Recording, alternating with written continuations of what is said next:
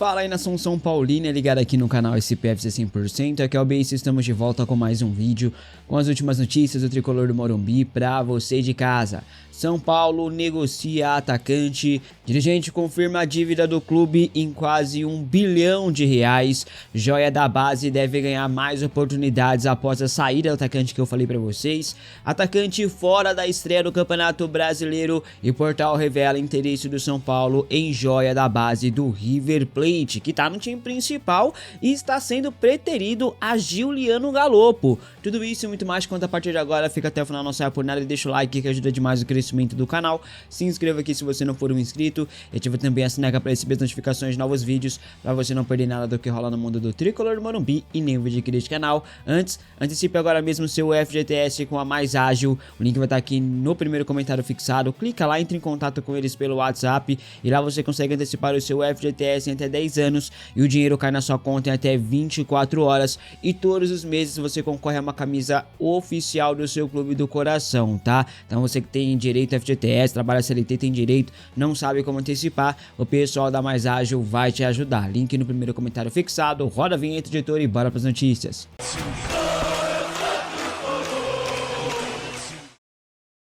Bom, e finalmente a Federação Paulista de Futebol respondeu o ofício que o São Paulo enviou há umas 2 semanas, mais ou menos, né? Ofício esse em relação ao erro de arbitragem no choque rei da semifinal do Campeonato Paulista, que acabou ocasionando na eliminação do São Paulo. Até aí, pasmem, a Federação Paulista de Futebol admitiu o erro de arbitragem no lance que o Arboleda faz o pênalti ali, inexistente, obviamente, no Vitor Roque. E a pergunta que fica é, será que a Federação Paulista ficou com medinho do São Paulo boicotar o Paulistinha deles, né? Que o São Paulo ameaçou boicotar. Eles, não sei, será que ficaram com medo? Porque enviaram essa resposta apenas 2 semanas depois do que tinha acontecido. 2 semanas para você se posicionar e falar que teve erro.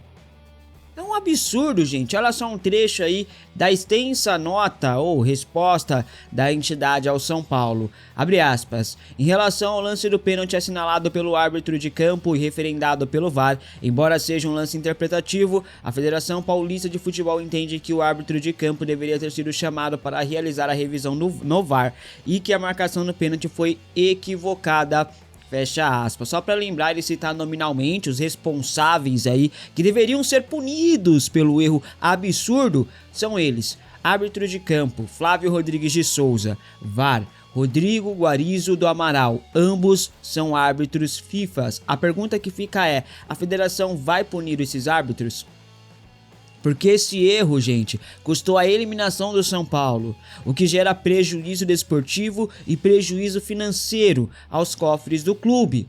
Enviar notinha, admitir erro a partir de nota é muito fácil. Eu quero ver punição.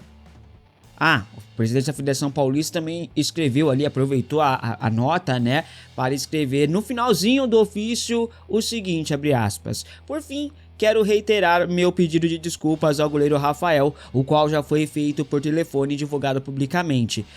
Tratou-se de uma manifestação mal colocada, dando a entender que Rafael seria o culpado pelo lance do pênalti, o que não é verdade, fecha aspas.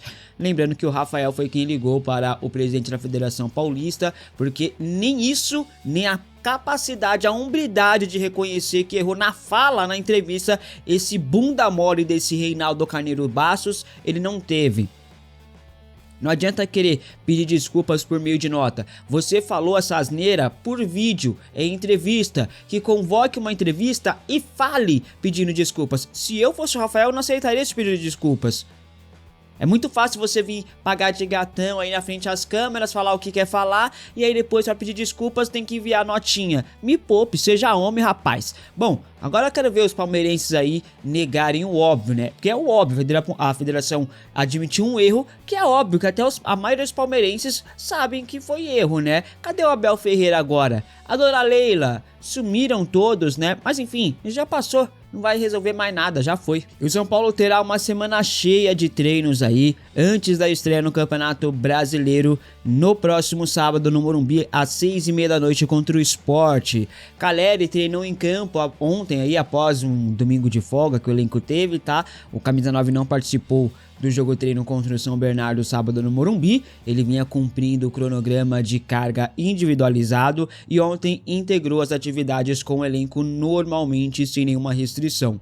O Globoesporte.com afirma que o Caleri deve estar à disposição no Zubeldia para a estreia no Campeonato Brasileiro contra o Sport no Morumbi no sábado, como eu falei. Porém, algumas informações dão conta de que o atacante deve ser preservado para essa estreia, visando a partida da Libertadores na semana que vem contra o Tajeres na Argentina, tá?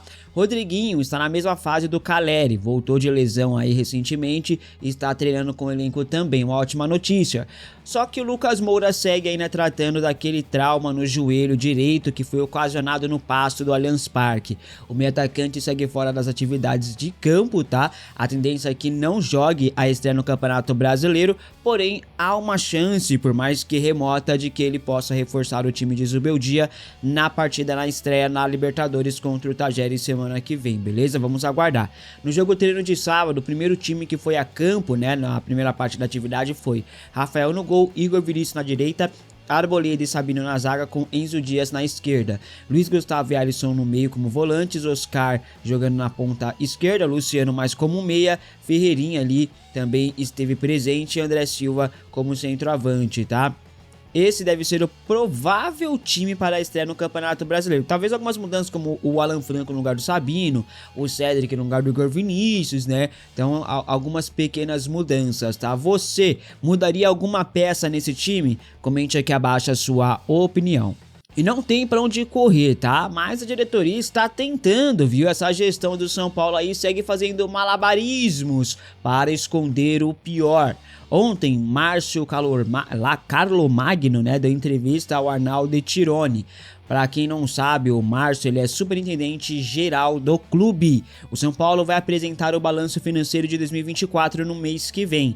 Márcio confirmou a dívida do clube na casa dos 900 milhões de reais. Veja só o que disse o superintendente geral do clube do Morumbi, abre aspas.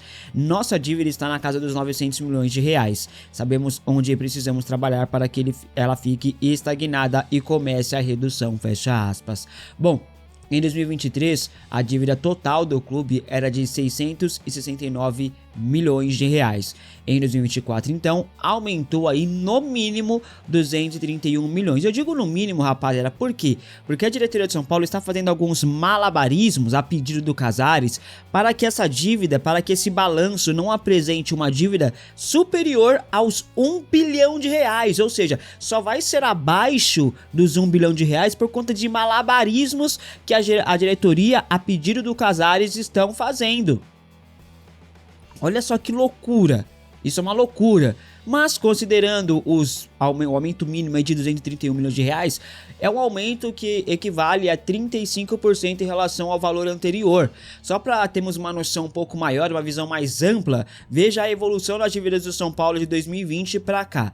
Em 2020, com a gestão Leco, 550 milhões de reais. Em 2021, 700 milhões de reais. Em 2022, 580 milhões de reais. Em 2023, 669 milhões de reais. Em 2024, 900 milhões de reais. Pelo menos, tá? Mas esse valor aí, com toda certeza, é ainda maior, não fosse os malabarismos. Recorde de bilheteria todo ano, patrocínios aí novos, maiores inclusive, né? Sócio torcedor aumentando, mesmo assim a dívida só aumenta no São Paulo. Tomara que a gestão atual consiga diminuir essa dívida o quanto antes. A chegada do Marinakis pode ajudar num futuro um pouco, né, não tão distante assim. Lembrando que o déficit do São Paulo desse ano também deve ser recorde, tá? Mais de 250 milhões de reais, com toda certeza. Antes de continuar com as informações, cupom BACON10 para você que quer comprar uma camisa do São Paulo. Começa aqui, essa blusa de treino do ano passado tem lá na Centauro disponível para você. Outras camisas também, como essa aqui de jogo do ano passado, a camisa nova do São Paulo tem, a linha nova da New Balance São Paulo Futebol Clube está disponível, camisa treino, pré-jogo, concentração, blusa, jaqueta, tem de tudo, não só a camisa do São Paulo, mas camisa de outros clubes também, roupas casuais, camisas de seleções, roupas para academia, calçados, tênis aí, né, chuteiras, né, botas, tem de tudo lá na Centauro para você, bonés, acessórios e muito mais. Link aqui na descrição do vídeo, coloca o cupom BACON10 e você tem 10 10% de desconto em qualquer produto vendido e entregue pela Centauro. Este cupom é válido apenas no site da Centauro. Fechou, rapaziada? Link na descrição. E o São Paulo está acertando a ida de Eric para o Vitória. O atacante vai por empréstimo até o final do Campeonato Brasileiro. Ele que foi um pedido do técnico Thiago Carpini, que quando estava aqui no São Paulo, o Carpini mal usava o Eric, né? Assim como não usava o Luan também, mas pediu o Luan no Vitória. Vai entender a cabeça do Carpini. O Eric vai desembarcar amanhã em Salvador para assinar o contrato com o clube baiano. Lembrando que é por empréstimo sem passe fixado, tá? Ou seja, ele vai por empréstimo, mas depois volta ao São Paulo na próxima temporada, não tem opção de compra. O Vitória pagará um valor pelo empréstimo do jogador, cujo ainda não foi revelado, e arcará também com o salário integral do atleta. Eric fez apenas 8 jogos nesse ano, apenas 2 como titular, né? Ano passado foram 36 jogos, 3 gols marcados e 4 assistências. Eric volta ao Vitória, clube onde atuou em 2018 e 2019, quando estava emprestado pelo Braga, né? Pra você, o São Paulo acerta em emprestar o Eric ao Vitória? Comente aqui abaixo a sua opinião. Confesso que eu gosto do futebol do Eric, mas a fase dele não estava muito boa, tá? A saída do Eric é mais uma na temporada, saíram muitos jogadores já, e o Tricolor tem reduzido seu elenco para diminuir a folha salarial, né? Mas especialmente a saída do Eric tem um motivo a mais ainda. Claro, além da economia na folha salarial, que é muito importante, a ideia é abrir espaço para os jovens vindo das categorias de base de Cotia. Pessoas ligadas ao São Paulo dizem que o Eric é muito bom jogador, mas não tem a capacidade de modificar partidas quando entra saindo do banco de reservas. Sendo assim, ele sai aí para os jovens da base ter mais oportunidades no time, mostrar serviço, né? Lucas Ferreira, por exemplo, é um caso assim muito específico, que pode ser que tenha oportunidades e tal. É um jogador que para mim é muito pronto. É o jogador mais pronto vindo da base junto com o Rian Francisco. Ferreira é um jogadoraço, veloz, técnico, ele tem força física, é forte fisicamente, tem um arranque muito forte e sai arrastando a defesa adversária assim, de boa, tá ligado? Fez muito isso na base, quando teve oportunidade no time principal também fez isso, fora que ele tem um bom passe, cria muita jogada de gol e finaliza muito bem de média e longa distância. Pequena distância então nem se fala, o moleque é talento puro. Olho no Lucas Ferreira, baita jogador, é um grande potencial, né, rapaziada? E tomara que realmente ele tenha mais oportunidades, porque talento ele tem. Isso é um fato, tá? Henrique Carmo também é outro que pode receber mais oportunidades no time de cima após a saída do Eric, tá? Enfim, os motivos pela saída do Eric são esses aí que eu citei, né? Repetindo aqui, recapitulando: economia na folha salarial e espaço para jovens da base. Eu torço muito pelo Lucas Ferreira, porque eu acho que ele tá mais pronto do que o Henrique Carmo, que já tá aqui no time principal já há 2 anos. Eu acho que o Lucas Ferreira tá mais pronto que ele. Tem mais, né, qualidades do que o Henrique Carmo. Não que o Henrique Carmo seja um jogador ruim, mas eu confio muito mais no Lucas Ferreira do que nele, né? Mas, pô, que dê chance pros dois, né? Tomara. E novamente vemos a mídia argentina especular reforços no São Paulo, tá? Agora a bola da vez é um jogador que pertence ao River Plate. De acordo com o portal El Crack Deportivo, o São Paulo tem interesse na contratação de Santiago Simón. Não para agora, mas para a janela do meio do ano, tá? A que está aberta agora em abril, nem pode, né? Porque são apenas para jogadores que foram inscritos no campeonato estadual ou que estejam livres no mercado, mas aí livre no mercado independe de estar ou não aí a janela de transferências aberta, tá? Santiago Simón é cria das categorias de base do River Plate. Hoje ele é reserva no time de Marcelo Gallardo, soma apenas 9 jogos, sendo 3 como titular só. Ele vem perdendo muito espaço, principalmente depois das chegadas aí de Kevin Castanho e de Giuliano Galopo, hoje lesionado obviamente.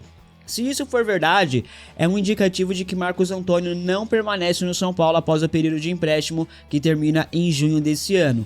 O volante tem passe fixado aí em mais de 25 milhões de reais. O Tricolor não tem essa grana para comprá-lo em definitivo, tudo bem que seria parcelado em 3 anos e tal, mas mesmo assim complica bastante. Enfim, Santiago Simon tem características parecidas com a do Marcos Antônio. Vamos ver, né? Internamente no São Paulo ninguém confirma o interesse no Simon até o momento. E se rolar esse interesse e o São Paulo quiser contratá-lo, talvez seja por empréstimo, até porque o São Paulo não tem grana pra investir nem pra pagar a multa rescisória do jogador que tá na casa dos 85 milhões de reais. É muita grana, né? Bom, o nome tá no radar, né, rapaziada? Não há negociação em andamento. Eu tô apenas trazendo aí, repercutindo a notícia do portal argentino El Craque Deportivo. Você aceitaria Santiago Simon no São Paulo? Acha uma boa? Comente aqui abaixo a sua opinião. Ele tem aí, o Simon tem 22 anos de idade apenas, tá? Pra mim, é muito melhor você dar oportunidades pro Negrutti, por exemplo, do que você trazer um jogador com a mesma idade do Negrutti e que nem sabe se tem um potencial maior do que o Negrutti ou não. Então, melhor dar oportunidade para os meninos da base. Alô Zubeldia, alô Casares, oportunize os meninos da base. Não precisa ir lá fora para trazer jogadores jovens, né? Pelo amor de Deus. A não ser que seja um extraordinário, fora da curva, tá ligado? Aí beleza, mas se não for, se for mediano, fica com os meninos da base aí que tem muito potencial. Obrigado por ficar comigo até aqui. Se gostou, deixa o like, se inscreva no canal se você não for um inscrito. Tamo junto, um forte abraço, até o próximo e eu fui!